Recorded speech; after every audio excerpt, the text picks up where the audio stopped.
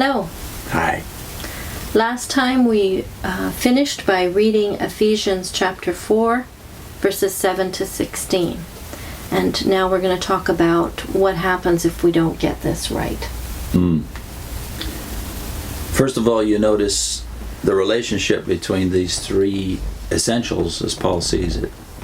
Unity is not the beginning. You don't start unified. You end unified, and that will be because you achieve maturity. That is the full status of the fullness of Christ, as he puts it. This Greek word pleroma, fullness of Christ, which is a very big concept for Paul in many of his epistles, and that's a prerequisite to unity.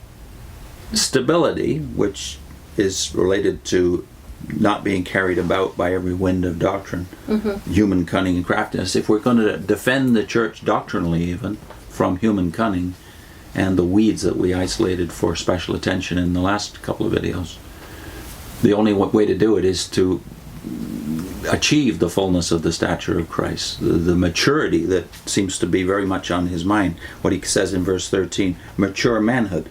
So maturity, stability, and unity will not be possible without, well, that's where verses 7 to 12 come in. Yeah. What has to happen first? We have to appreciate the gifts of men, or to men, or in men, some translations say. He gave gifts in men, i.e. he gave human gifts to the church. And he says that is that the church may be fully equipped. Equipping the saints for what though? Work of ministry, or work of service, in verse 12. Yes.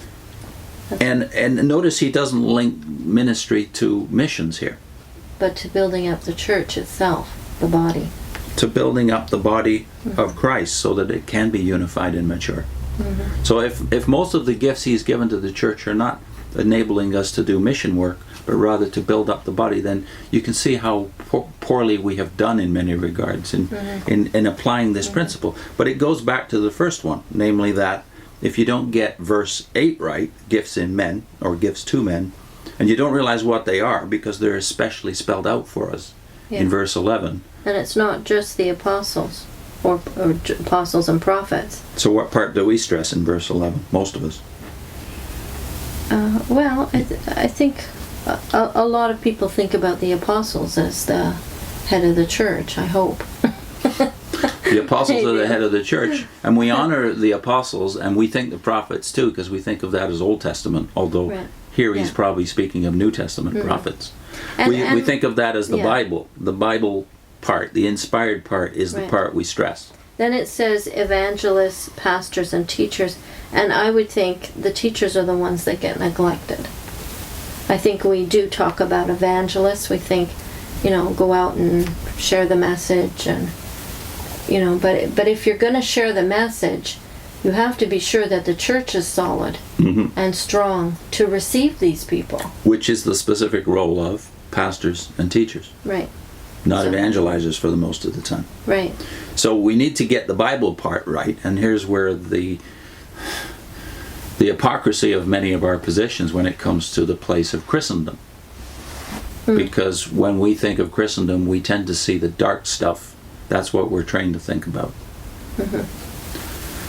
I believe going forward, though, you have to understand that even doctrinal defection is a symptom. It's not the cause. That will happen because of instability, and that'll be caused by lack of maturity. And if the end run is that the church be unified in love, then if we don't see that, and plainly the two parables of Jesus in Matthew 13 indicate that those will be problems in the future of the church. If we don't see unity, and we see a lot of wrong teaching, and we see lack of love, lots of that, it will come back to that we're not getting right. Verse 11. We're not honoring the gifts that Christ gave to the church. Right. So we habitually, if we're Protestants, tend to separate church and man-made religion, as we call it, from the Bible. There's no such division here in verse 11. Apostles and prophets are not the exclusive gifts that God has given to the church. They are to be accompanied by and supplemented by evangelizers, pastors, and teachers. So in the to next, strengthen the church.